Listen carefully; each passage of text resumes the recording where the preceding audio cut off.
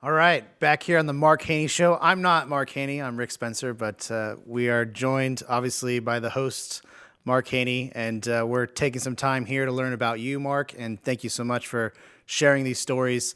Many people have heard, sound bites or pieces of these before, but it's really great for them to get this detail and just to understand all the lessons you've learned and how that's inspired you to be a leader and to give back. So it's great to be here. Yeah. I've been enjoying it. It's therapeutic at some level.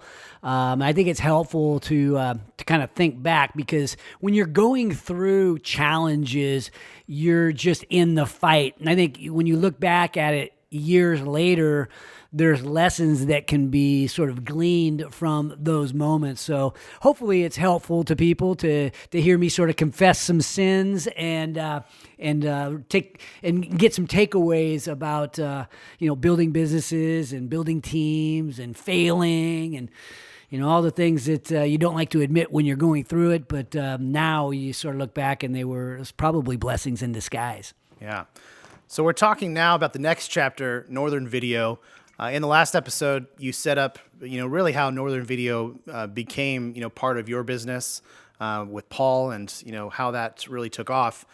What were some of the early successes that you saw with this new business? Interesting. It was no success at the beginning, other than very successful at recruiting my buddies to come help us. I think if there was any wins that we had at the beginning, it was the ability to recruit and build a sales force. First guy that we ended up hiring was actually it became one of my business partners, Todd Flowers, and he's my business partner today.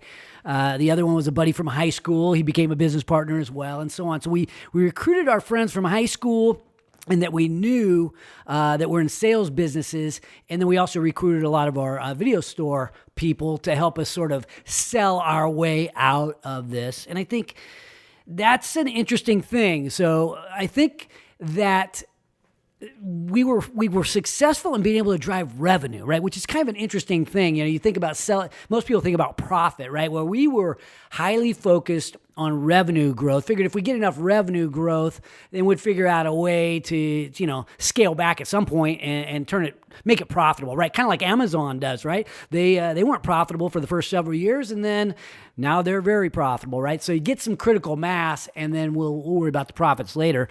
Our video stores were profitable. We were able to sort of run those profitable, and so we had Northern Video, which really was fast growing, but really not as focused on the bottom line, more focused on the top line. I think that's kind of an interesting thing in terms of success. We were able to grow top line revenue, but maybe not good at growing the bottom line.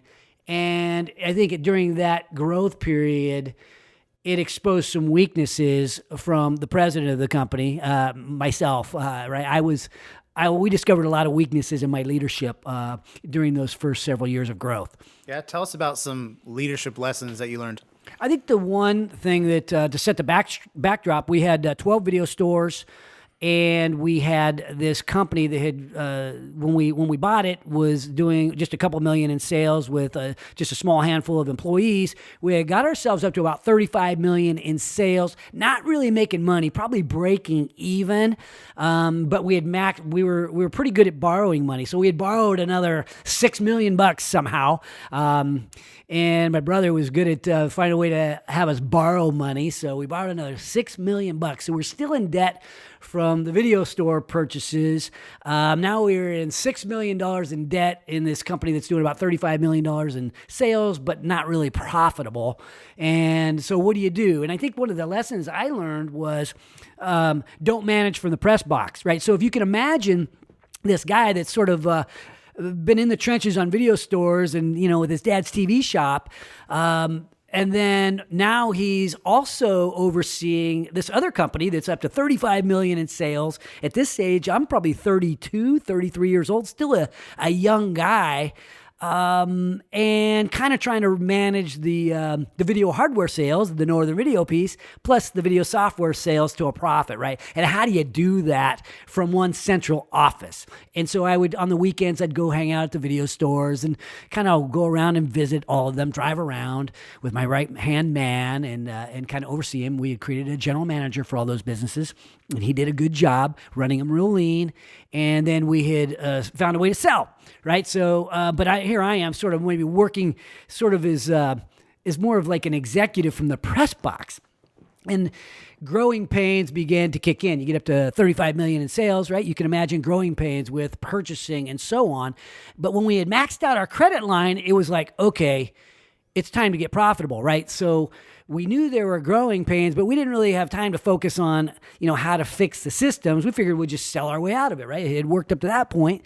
And people began to kind of say, hey, at this stage, some of the systems are breaking, the purchasing systems, the shipping systems. How are you going to get products from point A to point B and have customers happy and so on? And you're out of money and you're not making money. What are you going to do? So we decided, well, we're going to change the commission structure, right? So that's nice and easy. How are we going to make more money? We're going to squeeze the salespeople so that they don't make as much money, right? So we put a cost for commission in, a little adder so that the salespeople made less money. Well, the way we did it was probably incorrect, right? I from up in my press box with the VP of sales, we concocted a commission strategy and just thrust it upon the sales force, and there was quite a bit of pushback. Well, simultaneously, they had already been complaining to me about these different problems that were in purchasing and systems, and I had been committing to get down there in the trenches and help fix some of these problems, but I hadn't got to it yet. I had sort of procrastinated, and that procrastination, that all that extra time in the press box, it caught up with me. So what had happened was one of my it was our top salesperson. She had been the one coming down up to me and going, "Hey, Mark, you need to come down and fix these systems. I could sell more stuff if you fix the systems." And so, okay, I committed to her that I would do it. But I put that off just long enough, and she came up to me one day and she said, "Mark, I'm gonna have to quit." And I'm like, "Oh, don't leave." And she's like, "Yeah, you haven't come up fast enough to fix the systems. I got to go do something else." And so she goes over to this company across town in Sacramento. We had since moved to Rockland, and one of our customers had moved into our old building. And so she went to work for that customer. Right, which was interesting. Well, at that point, I thought of them as kind of a frenemy, if you will, right? So they bought a little bit of stuff from us, and they sold some of the same products, but we had pivoted to security, right? So we had become this $35 million in revenue that we had built. Really, it came from pivoting into the security camera business and less focus on industrial video products, for a variety of reasons. Well, one of our competitors had moved in, one of our customers that bought Pro Video from us moved into our old location, and they had been selling this Pro Video stuff, buying a little bit from us, but also buying direct from the manufacturers. No problem. We're phasing out of that business anyway. Well, when Kelly decided to go over and start their security division for this frenemy, if you will, that led to what I'll call a mass exodus, right? So she went over there for a better commission split. She recruited many of the other salespeople as we were managing from the press box to join her on this back into the old building that we used to be in, right? So they had moved into our old location and then began and took a lot of our Pro Video customers, but no problem. We had pivoted over to video security anyway, so we weren't too unhappy with that. But when Kelly moved over there and began to recruit the rest of our salespeople to go over there, that was devastating in many ways. And it hurt my feelings. But more than that, it made me realize I better get my butt down in the trenches full time. Managing from the press box is a bad deal. People were leaving. How was I going to stop it? I need to get down into the trenches and fix the system. So that's what happened. I got down in the trenches. And you know what?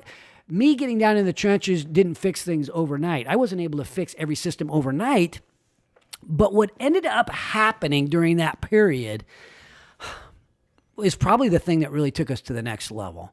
What happened during that period is I found my voice. I gained my confidence. Part of the reason that I just threw that commission program at my teammates was because I was taking the advice of my sales manager, right? Let's do it this way. Okay, let's do it. I'm managing from the press box. I really don't know the right thing to do because I'm semi-removed, focusing part-time on video stores and really trying to just sort of oversee instead of being in the trenches. I had never been in the trenches at my own company, which is weird. And here we are, 35 million in sales. And I had what I'll call, and I think there might be other people out there that have felt this way when they've had a little bit of success. I call it imposter syndrome, right? So I was afraid to lead my own employees through a difficult time, right? We had maxed out our credit lines. We needed to make money. But I was afraid to communicate the truth and what we really needed to do to change. And the day that I began to do that was really the turning point. And I still remember the day. It was when I decided to get up, call a company meeting. And I titled my speech, my presentation, Profitable Growth is Everybody's Business. I had read a book by that title and thought it was a great theme, and finally got the courage to get up and communicate what we really needed to do in order to win. And lo and behold, people agreed. The ones that hadn't exited, wanted to help and were inspired. Similar, like you talked about leading on the football field reluctantly in the last segment. But I became a reluctant leader as the owner of my own company, and that began to change the mindset. We began to make more money. We had gone from 35 million in sales down to 25 million in sales, but we were making money, right? And each sale was just a little bit more profitable. And at the end of the year, you could look at the bottom line and we are profitable. So now the video stores shrinking but profitable. The other business had shrunk but profitable. And so we ran like that for a number of years, but we ended up paying off our debt with a very profitable company. And for a group of guys that were stuck in the video store business and video stores going away, as our video stores declined, we were able to really make up for it in our video hardware business and the video security business. That's great. And I know there's a couple of different pivots that you took in the security business, right? It wasn't just a straight line. There are ups and downs. So, tell us a little bit about those pivots and what you learned. Yeah, I think the one that comes to mind is, we talk about finding your voice, becoming a leader. I'm in my, mid-30s as this is happening, and probably having some success. It had reached a lot of the financial milestones, big house with a circular driveway, and, feeling pretty good about myself. Had begun to, coaching Little League and coaching football, and really, I think had built a nice lifestyle. Video stores had declined, and ultimately we were able to exit that, selling off the assets profitably and bringing over some of our employees into the video security business. But still doing it with friends, right? Still doing it with buddies. And that was, I think, one of the things that always made it fun for me was doing, building businesses with friends. Well, one day, we got the attention of a new entrant into the video security business. People began to realize that surveillance cameras, security cameras were probably going to be a popular thing, right? They had begun to gain the interest of some of the large IT companies. And we had one decide to get into the video security business or into the security business. And they approached us, made us an offer. We actually had an opportunity to sell. It was interesting because my brother and I, if we would have sold the company at that stage, I think we were about 35 million in sales, and we had been at that 30 million in sales. We had been there, profitable for a long time, learned some tricks and trades to become more profitable with building, our own house brand and so on. And so life was pretty good. Well, this competitor comes in and makes a nice offer for us. And we thought about it long and hard, and we said no. And what happened though at that time, as we said no, and as I look back now, my takeaway is that we need to go all in on what we know. And what I mean by that is we had got recognized by somebody in our industry or wanting to get in our industry that we would be a great, a great place for them to sort of a great launching pad for them. They threatened us. They said basically, hey, if you don't sell to us, we're going to open up and we're going to compete with you, and you guys won't be here in 5-10 years. Yeah, and we're like, oh yeah. So it's like, oh wow, they're going to put us out of business. So we're thinking to ourselves, we have a window of opportunity to get some critical mass, and we quit coaching our kids in sports. They were probably getting to that age anyway where they didn't need the parents around anymore. And we decided to really attack on what we knew. And we got confirmation that what we were doing was right, because this competitor, right, this future competitor, potential acquirer, gave us their game plan. They said, what you're doing is very much like this, but here's the one tweak that we are going to make when we acquire you. And in fact, they wanted us to run their company for them after they acquired us. And we said no, but we had been considering some of those changes already, but we had some secret sauce of our own that they didn't necessarily agree with. So we said no, but what we decided to do was go on an all-out growth and decided we're going to get some critical mass. So we went from 30 to, we got another nice, even after paying off all that debt, we went and got a nice big line of credit again. I think it was, ended up getting up to a $30 million line of credit, which is crazy. Why would somebody borrow that much money when your net worth was not anywhere near that? But we were good at borrowing money. So we got a nice big line of credit, and we began hiring salespeople. And we grew from 30 year after year, 30 million to 50 million to 85 million to 115 million to 150 million to 185 million, and ultimately opening up other companies that were associated with our business, getting well over 200 million in sales combined, right, in like a 5-year period of time. And it was because we decided to sort of sell our way through this challenge, and that critical mass really put us in a great position to ultimately have an exit or two, a few in after the financial crisis. So how do you grow, that rapidly and still not manage from the press box? I mean, that seems like a difficult challenge. It's because I had been in the trenches for several years now. Even though I was coaching a little bit on the side and so on, I was still in the trenches. I was a sales guy. We had a CRM, right? We had a cloud-based CRM before Salesforce even existed, right? We had a lot of cool tools that we had put in to help automate things. And some of those systems, the owners being in the trenches, the owner, me, I was in the trenches. I think being able to back out of the trenches to put into, we were used to managing hundreds of people from our video store days. So to be able to put in leadership teams was, I don't want to call it second nature, but that came fairly quickly for us. And we decided we were going to duplicate what we had already done. So picture our business being security distribution. And our competitors were brick and mortar, right? So these little supply houses, right? You go in to something that's a supply house, and you want your security products. You set them on the counter. The installer signs for them. He takes them away, and he goes out and installs them. Where we had a different approach, where we ship things around the country, right? So we were a national distribution company, but we were all over the country, right? So we shipped across the country. So when we decided to open up another location, all we had to do was open up another desk, right? So we added a desk, added a phone, added a computer, added a login to our CRM, and the way they do it today.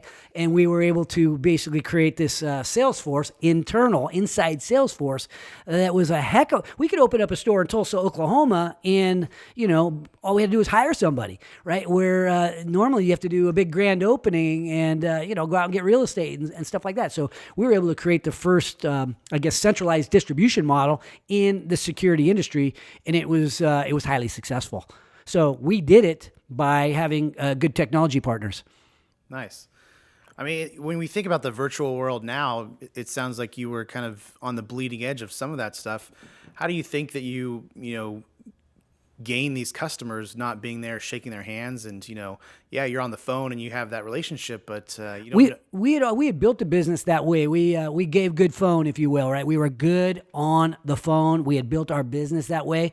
Our competitors built a business standing behind a counter, right? So you can kind of see the efficiencies that can be created, and we were proactively selling instead of standing behind the counter waiting for people to bring us up product and so that we could write up an order, right? So you can kind of see the difference in the business model. So we built the company by making outgoing phone calls. So for us, this was second nature, if you will. We were just duplicating processes that we already had. And I think the rest of the industry ultimately caught up with us. But fortunately, we had already exited by that point. So we ended up selling our company. And the company that we ended up merging with another company that was about our size, that had a bunch of brick and mortar offices, and went on a roll-up strategy, began buying companies, ultimately becoming the largest security distributor in the world.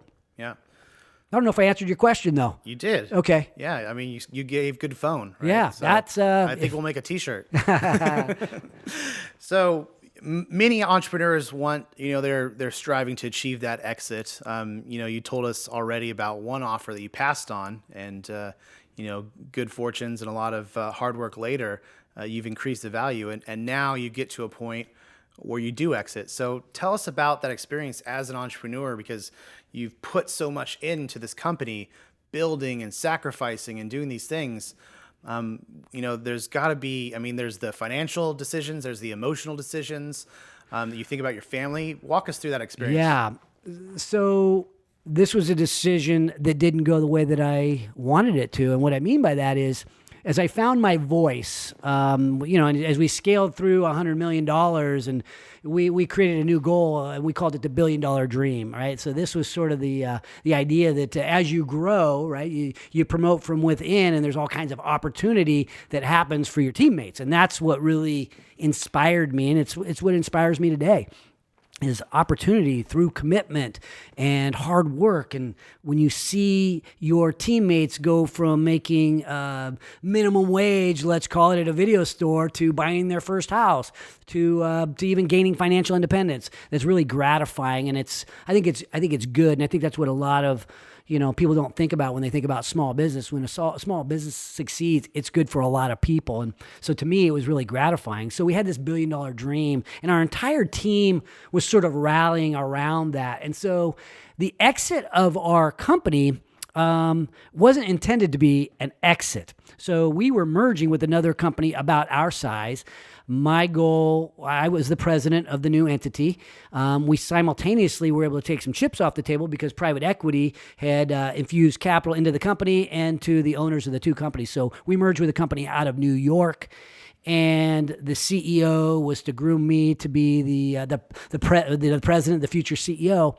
And it turned out that wasn't in the cards, right? So his right-hand man became the heir apparent, and I didn't realize that was going. It had gotten kind of corporate. I felt a little bit less helpful, and so I didn't stick around long-term as part of this $1 billion dream. So my teammates stayed back, and they really experienced this $1 billion dream without me.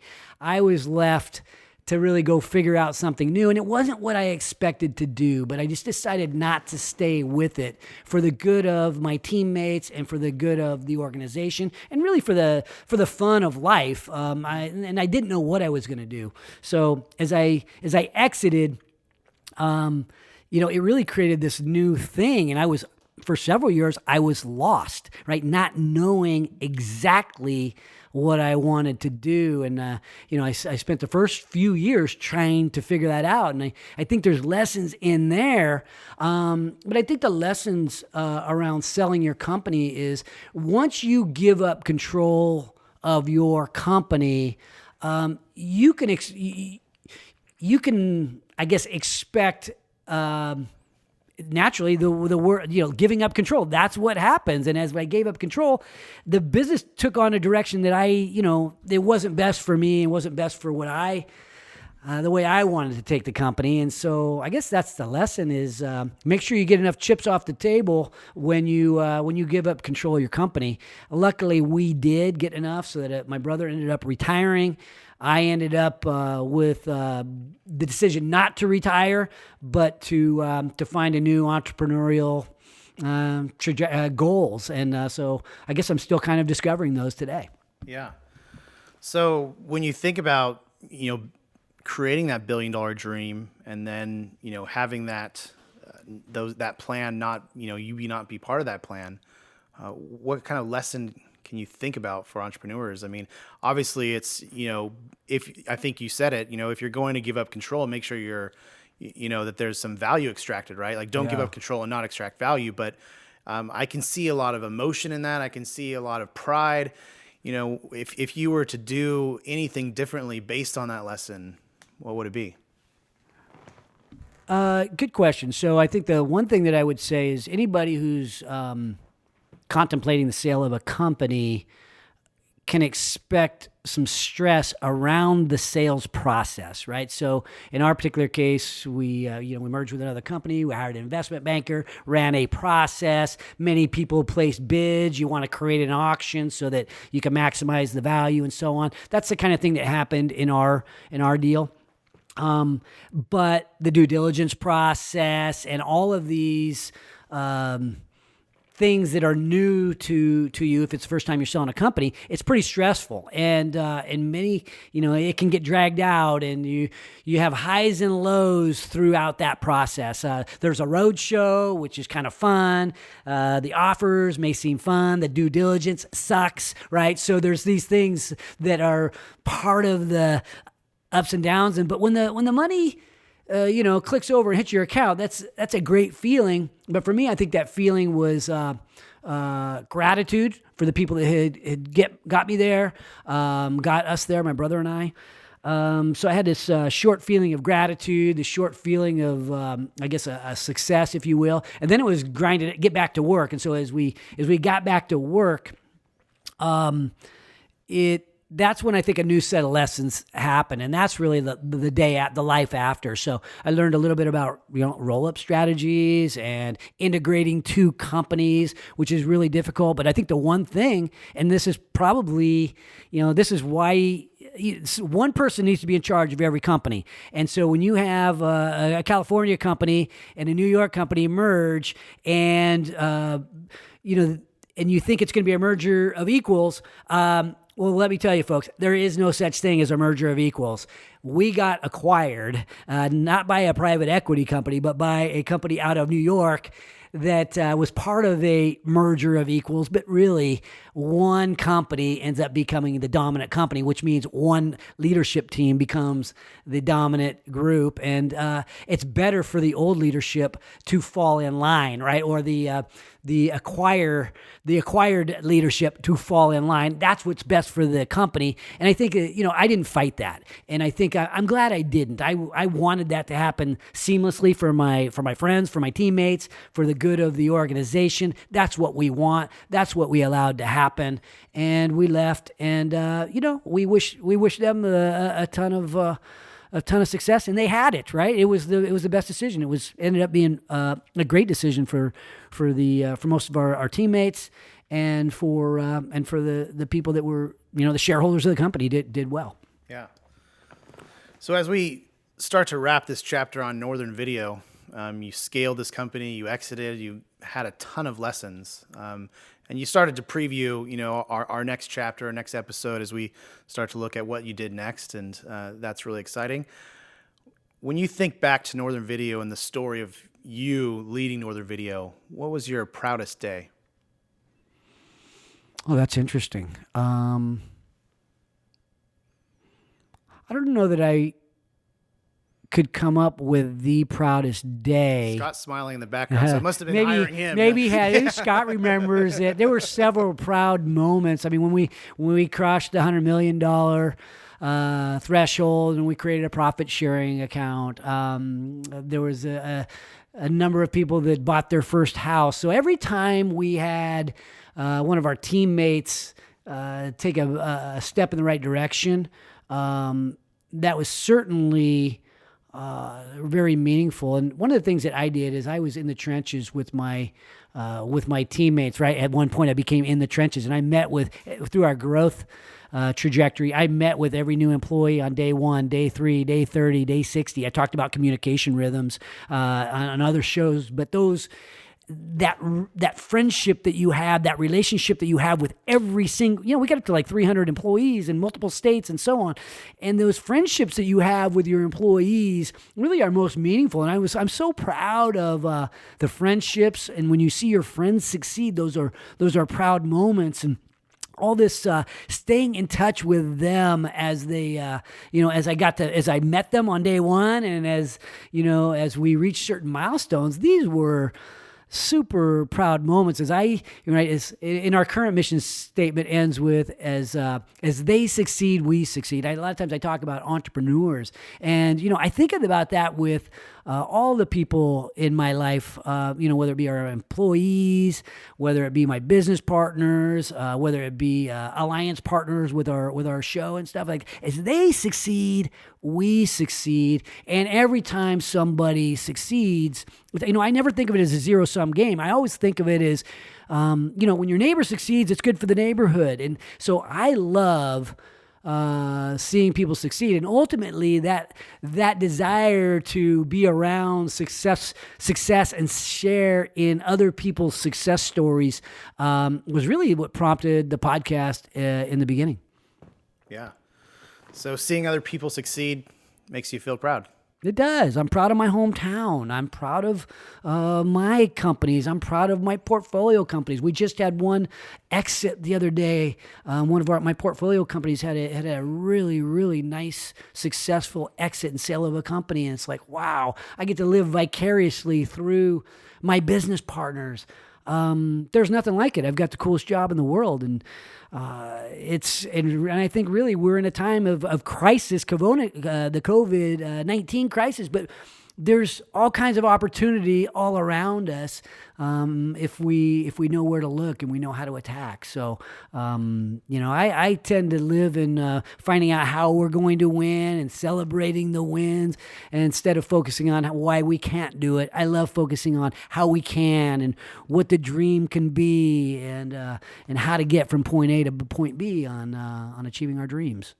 Yeah. Well, I think you're nothing if not a dreamer, which is why you've taken the title Chief Dreaming Officer. And so we're going to wrap this episode. But as you started to preview, we'll, in our next episode, be looking at how you're building the backyard. And so learning more about Mark Haney and his backyard, but what he's building and what we're doing with Haney Biz. So thank you, Mark. You bet. Thanks for watching today's show. My goal for every episode is that you find a takeaway, something tangible you can use in your business today. And if you have a comment about a favorite takeaway, feel free to put it in the box below. And if you have a topic that you'd like me to bring up on the show, don't forget to let me know. And also, don't forget to subscribe to our YouTube channel if you want to learn more about entrepreneurship. Because at Haney Biz, we are always by your side.